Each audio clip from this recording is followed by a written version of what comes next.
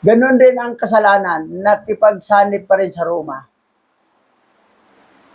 So, ano nga talaga, masama talaga ang pagsanib ng Roma. Ngayon, ang mga born-again Christian, nagsanib sa Roma. Kasi ang Bible nyo sa Roma yun eh. Gawa ng Vatican Canon Law sa Roma.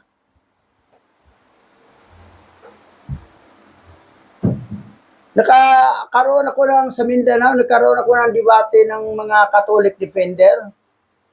Sabi sa akin, kayo mga born-again Christian, kayo mga pastor, wala naman kayo sariling Biblia eh. Ang Biblia, ang ginamit yung Biblia namin sa Katoliko yan. Nag-isip ko na, paano naging inyo to? Galing to sa Israel eh.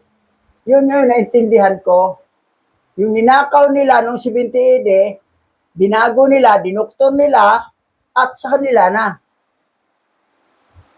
Mga pangalan na ng mga kanilang ama, ng mga fallen angel. Ito namang mga pastor, mga bishop ng born-again Christian, wala talagang wisdom. Hindi marunong mag-aral sa kasaysayan, sa history. Yan, nadadali kayo.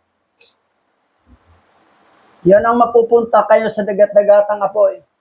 Kayong nanonood sa YouTube channel, kayong mga bishop, mga pastor ng born-again Christian, daughter church pa rin kayo ng Roman Catholic. Kala nyo iba kayo? Kala nyo wala kay revolto? Yung cross niyo, revolto po yan. Yan, the sign yan ng fallen angel at ni Tamos. At yung tila ilalagay niyo sa cross, that is symbolic ng ahas na si Gadriel na pumasok sa ahas nga naglinglang kay Iba. Anak kay Iba. At naanakan si Iba, si Cain at si Luluwa. Yan yung mga puting tao. So, yan.